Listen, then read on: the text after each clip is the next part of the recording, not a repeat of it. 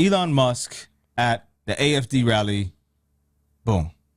Right. But it's this apparent reference to Nazi Germany's history that is drawing attention. I think there's frankly too much of a focus on past guilt, and we need to move beyond that. Children should not be guilty of the sins of their parents. His comments quick to receive backlash. The chair of Yad Vashem, Israel's memorial to Holocaust victims, calling it an insult to the victims of Nazism and a clear danger to the democratic future of Germany. The remarks coming. So yeah,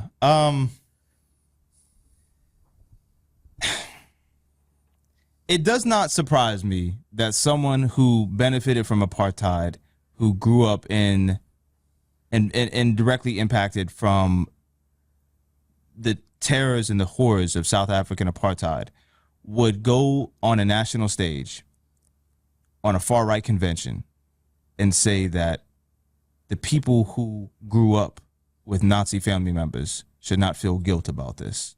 I'm not surprised about that at all. I think that is right on the money for someone like Elon. But it's crazy to me that the language that he chose to use was to not feel, to move past the sins of the past. Or how did he say that, Miracle? Was it move beyond the sins of the past? Like, we're still not feeling the echoes from that today. Like, we're not having, anti-Semitic attacks. Like, the Tree of Life didn't happen in America, right? The largest murdering of Jewish people on American soil, where someone walked in with a Nazi-inspired manifesto and murdered 14 people right down the street from this office. And so to move, what are we moving on from? Things that are still happening today? Like, and didn't you just say, Trouble, that how many mass shootings have happened in America since 2025? That was Austin, actually. Austin said that? Yeah, that's that. But I don't remember the exact number, but it's still alarming, being that this year just started, how many mass shootings have happened over rhetoric that mirrors Nazi Germany. And I feel like no one's saying that people should feel guilty about it.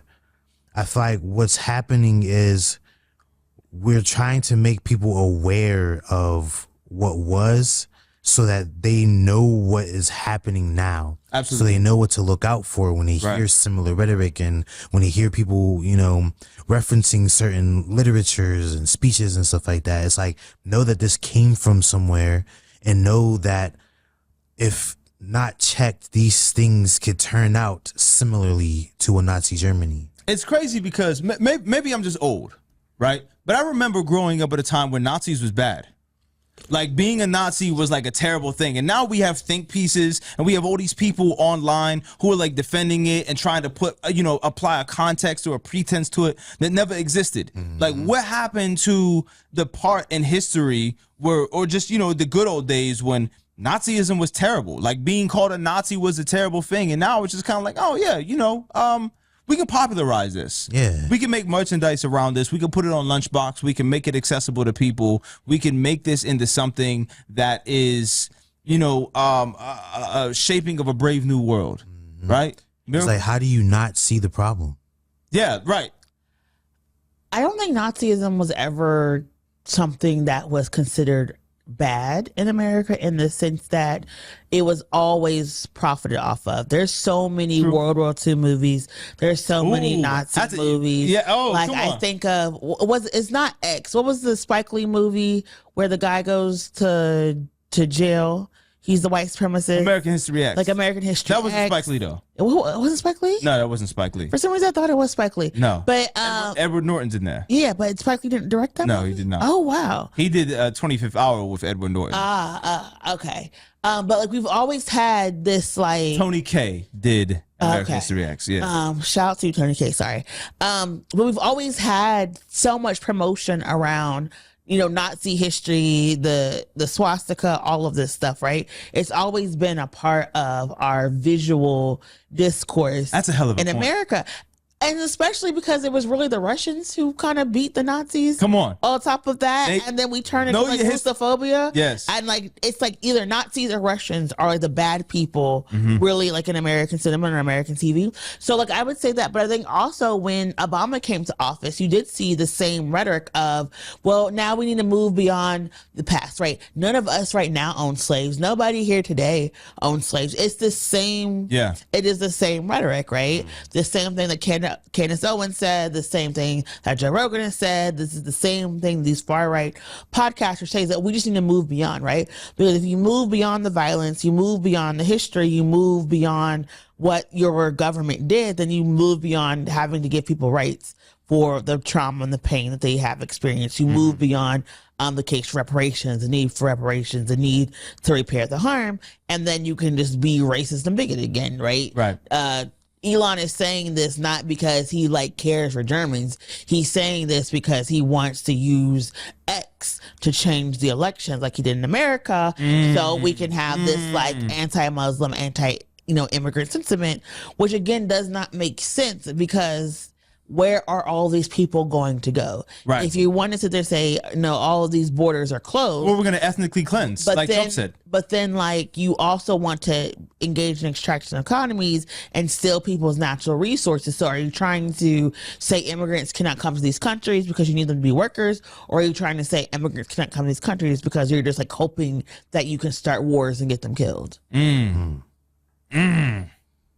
way that you frame this about Nazi regalia symbolism being profitable, I never thought about that, but that is a great take, because what period of American history have you never seen a swastika fly on some form of media? Right? It's on everything. It was like that, and like this, like what if the North lost the Civil War? All these like movies, right? All of these creative outlets are really fascinated with like, what if Hitler won, right? What if the Confederates won? Yeah. It hasn't really stopped, and it is, I think, a normalized part of our culture. But then you do see like the Confederate flag everywhere. You do see people flying the Nazi flags. You do have like the Patriot Front and all of these like white supremacist entities, the Proud Boys, yes, all these folks with their flags all over. It's just that we've always said, oh, that's just like boys being boys. It's like men and their toys doing something. They go, tiki torches, and then we're gonna march on the weekends. Like that's just like them running out with their friends. It's never really in the media characterized as violent white nationalism making a comeback, or violent white nationalism doing harm to folks. And that's the thing that's the most frustrating to me, because you hear something as like the title of our show, which is called This Week in White Supremacy, and that's controversial, right? People have been put pressure on us to change the show, change the name of the show if we want to look for bigger sponsors or branding, anything like that. But it's never a conversation of why is it always that Nazism or this white nationalism is conflated with patriotism.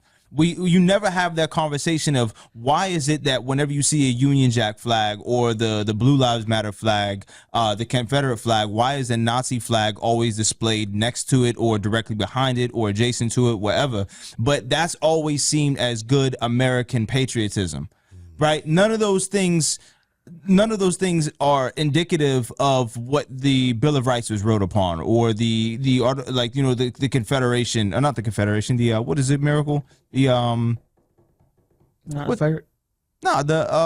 did Thomas Jefferson and that man write in America? The Declaration of Independence. There we go. I'm sorry, I'm not an American, so I'm doing what I can. Listen, don't say that right now. Listen, the wrong time to say that. Listen.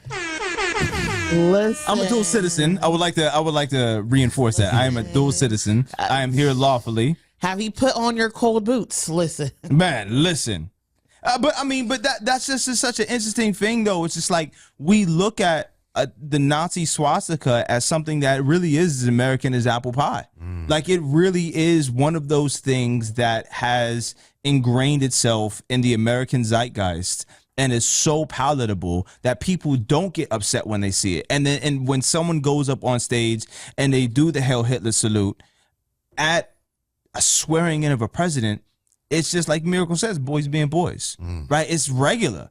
And at some point, I mean, you just kind of have to say, maybe it is. maybe that it really is the American way. Is just like, instead of stars and stripes, to put, swastikas and stripes on the American flag.